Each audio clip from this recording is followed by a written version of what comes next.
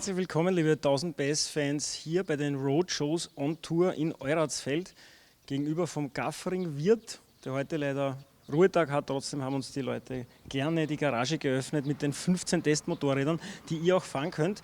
Heute fahre ich sie, und zwar mit einem echten Star, mit einem echten Hero, Lyndon Poskitt, der da gerade auf uns zukommt, der die Dakar alleine bestritten hat und jetzt, glaube ich, gestern noch am Erzberg war. Hi Lyndon! Hey! Applause, applause, and this is a present. Oh, very nice. This is a muffin my mom made yesterday. Are you hungry? You look like you're in perfect condition. Can I eat right now? Yeah, you can. Yeah, I was just thinking I could just eat a muffin. And then you go on the bicycle again for 1 hour, then it's, you know, it's all good. Maybe tomorrow. After yesterday, I'll take a break. Yeah. So how was Erzberg? Was it your first time? First time in Erzberg and first time on an extreme enduro and first time riding an extreme enduro track on a rally bike. So yeah, it was interesting. Main thing was the event was just amazing. I mean, massive event and so much fun, so much going on, burnouts, crazy people doing crazy things, and yeah, it was just all about having a good weekend. Yeah. I'm very sorry, this is a very small event. No chicks, you know, no cheering, nothing. No alcohol. No, but there are 15 bikes. 15? And basically everyone, this is an event we have from 1000 PS. Basically everyone with a driver's license, motorcycle driver's license, can ride up to 15 bikes a day. Yeah. And I think everyone here is really curious about what you are going to choose. We can choose 2 bikes because we can swap. Yeah, yeah. The guy with the camera doesn't have a motorcycle driver's license. Okay. Does he get to go on the back? Yet. No, he's going to drive the car. We could do some wheelies with him on the back. No. Then he never gonna do a motorcycle driver's license. But basically we have everything: naked bikes, really performance bikes, classic bikes. We have enduros, big enduros. Yeah. We even have a supermoto. So maybe we have a look around. Yeah, let's have a look you can eat your muffin and do that. Yeah. Some ideas of what I might choose, but we're gonna have a good look around first. Yeah. We even have an automatic bike, the Honda, and some other bikes with quick shifter, of course. A lot of bikes have quick shifter nowadays. And last week we were on the racetrack with this Aprilia and with Super Duke and everything. And everyone was like, this is the best. This is the best performance naked bike there is. Yeah. Wow, the Aprilia, right. I mean, it was the factory one with the Öhlins suspension, but this one is also really good. Are you a fan of supermotors, maybe? Yeah, well, I used to race supermoto, so I kind of like supermotos. The only thing that would not make me take that bike is because I ride them all the time. Yeah. You know, with me traveling around the world on the 690, it's the same engine, the LC4. Oh, this might be the new engine, is it? I don't know, but it's very similar engine. So I spend a lot of time on those bikes. So when I come into a garage like this, the first thing I'm thinking is, what's the sort of bike that I want to have and ride that I don't have? Yeah.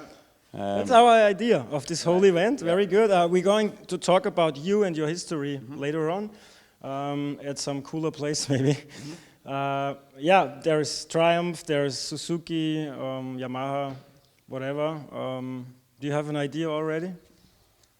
Obviously, I have a good feeling about KTM and the bikes that they're bringing out now. I mean, I think if I was to go and buy a bike for commuting, like 30 miles a day, it would be a 1290 Adventure or possibly a Super Duke R. I mean, and when I saw the GT, my first sort of looking around the garage was like, yeah, Super Duke GT. That said, I've sat on one before, and they're not the most comfortable for me because I've got such long legs. My legs don't fit in between the tank. So the actual Super Duke is more comfortable than the GT because of the tank shape. And to be honest, with the performance difference between a Super Duke and the 1290 Adventure now, I'd probably just take the Adventure all day long because it's comfortable, it's still very quick bike, and it's so capable as well. So, I think everything considered, if I walked in here, I'd probably end up walking out with a 1290 Adventure. Okay, and then you have a second chance, maybe something exotic like this scooter, motorcycle, hybrid. So what's the deal with the automatic on that? Is it a full automatic? Well, they don't call it automatic because it still changes the gears, you know.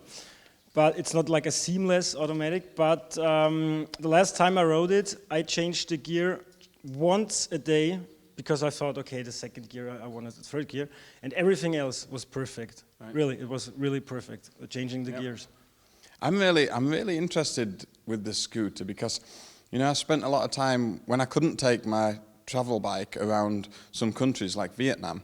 I hired scooters, and I had a great time. Yeah. And I saw like that.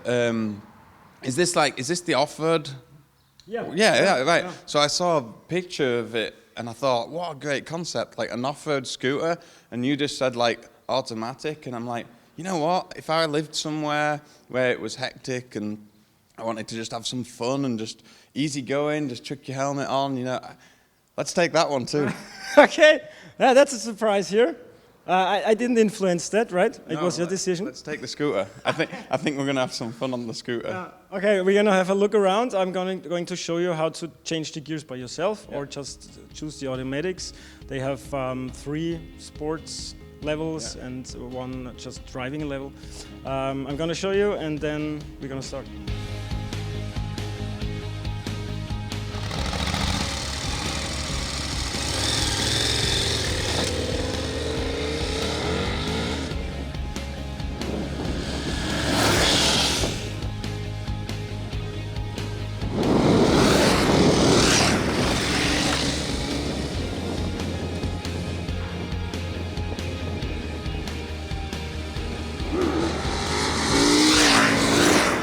So Lyndon, we've been riding for hours now. Yeah. For hours and days.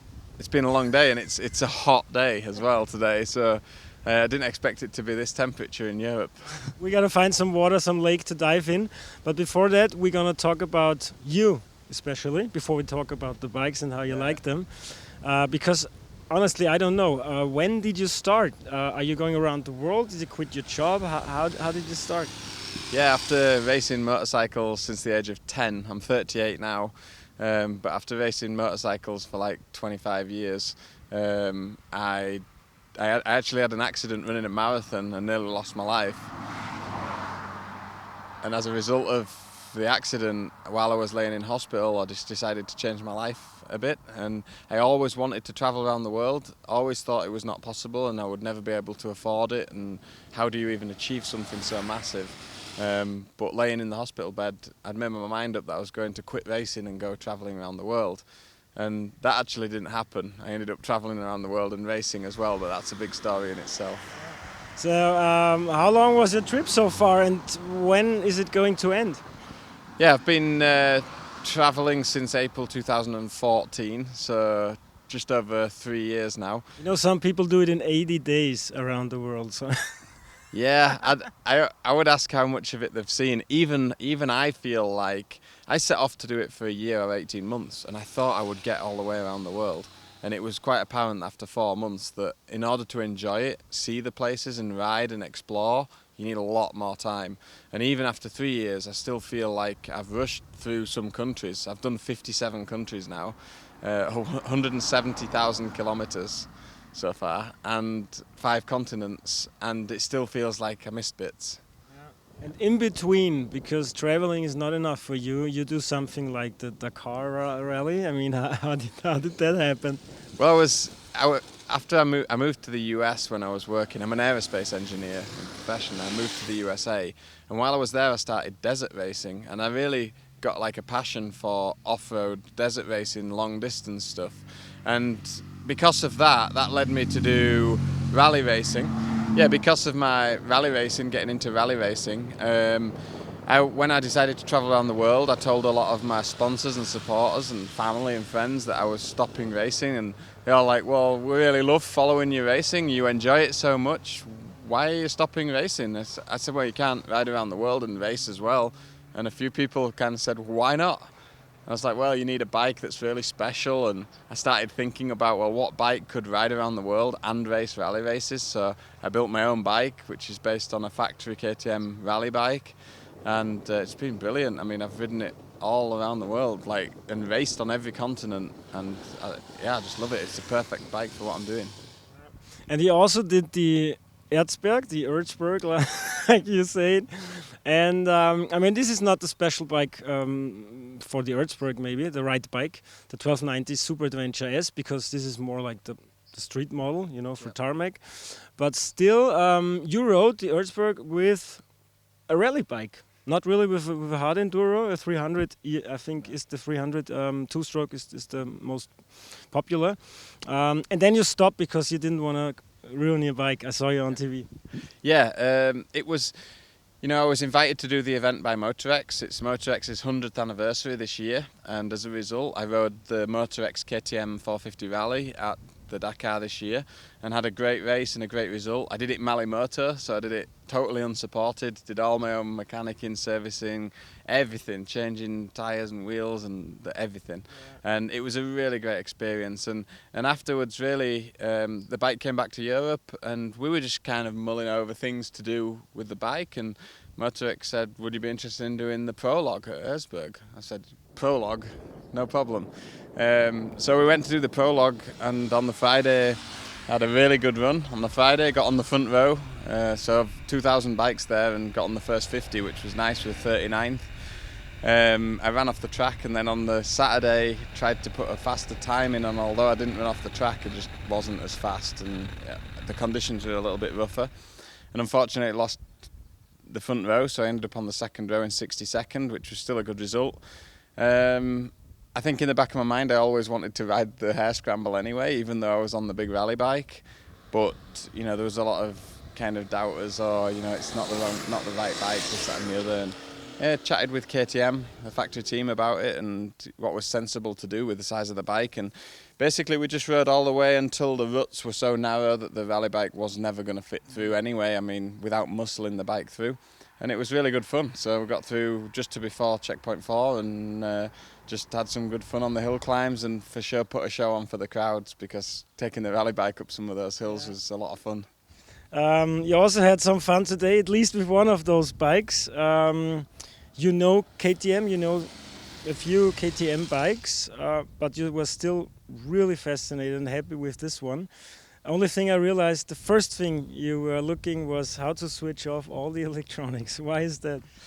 Yeah, I don't know. I mean, I'm not against the electronics, you know. Like ABS in wet weather situations and emergency situations is a great thing. But, you know, when you've been brought up through your life racing motorcycles, and as me, in 7 different disciplines, and never had the addition of all these electronics, I feel like sometimes the electronics are interfering with my riding. And so, you know, if you want to pop a wheelie, or you want to do a stoppie, or you want to back it into a corner or something, which is what I like doing, and the bike tries to stop you doing that. So the first thing I do when I jump on one of these bikes is just go, right, how do I turn everything off?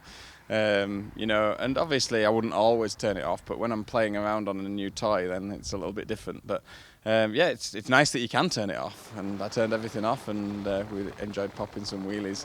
How was the bike for your height? I mean, how tall are you? Yeah, I'm 6'4" and I have a 36-inch inseam, so I have long legs. And to be honest, my days of sports bikes are over. You know, crouching down over one of those things, they're uncomfortable. And let's face it, this thing's got the same power and torque as some of the modern sports bikes. So why would you need a sports bike on these roads today, on the public roads? I think the big adventure bikes like this, they offer the performance, the handling, and the comfort. They've got everything all rolled into one. A little bit heavy for off-road riding, but you know, they're obviously road biased these days, and I think if I was to have a road bike, it would be something like this for sure. You told us you had a problem, you always have to do wheelies.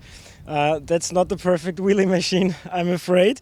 And I also recognized I have big feet myself. It's a problem to fit them here, right, on these footrests. Yeah, you know, what is it called, XADV? Yeah, the XADV was always an interesting concept from when I saw it. And I was looking forward to having a go on it, and to be honest, like, it's a good solid bike. I think if you've got a scooter and you want something better, you want something to go over a little bit rougher ground, maybe you live where there's cobbled streets and rough roads, then for sure it's the answer. And the fact that the thing does 180 kilometers an hour, I mean, opened it up down the road there, and it's automatic. You don't have to worry about everything. The ABS is good on it. Like, okay, you can't turn some of the stuff off, but like it's a scooter designed to commute and go over some rough roads, and it's just easy to ride. I think it's more for somebody that's progressing from scooter to motorcycle than probably the other way around. But I would definitely consider one if I was in a country where I just wanted something simple to pop around on. But there's no getting away from the fact that I like having power, and I like the big bikes and the way they feel. Maybe 30 years from now, you're gonna do your round trip with this one. Last question: where's your next stop? Where are you going? And when is this trip gonna end? Yeah, I think in my own mind, the only continent left to do is Africa. So I've shipped the bike, Basil bike I call him, the trip bike, down to Cape Town. And my plan is to go and meet the bike in Cape Town later this year, and probably spend a year riding back to Europe through Africa, and to finish off and complete with a rally, probably the Africa Eco Race. And at the moment that's looking like January 2019, and then a short ride home, and that'll be it, and I'll be 40 years old then. Yeah, but I have some news for you, because my wife is working for the only Austrian airplane manufacturer, small planes, 2 to 6 seaters, and if you need a job, you give me a ring, and I'm gonna talk to her. You know, my passion, it's funny because I was in aerospace, but my passion's motorcycles. And one thing I've learned is, like, if you can make your passion your job, doing what you love doing, then it's not like work, It's just like here today, going out, having fun, riding motorcycles, having a laugh with good people. That's where it's at for me. I think my days of sitting at the office in the cubicle back in the office is done. Okay, well, that sounds nice, huh, Patrick? That sounds very nice. Pleasure to meet you. Hope to see you soon, maybe after your Africa trip, or whenever you need something, give us a call. Excellent. And have a safe trip. Thank you very much. Bye. Thanks.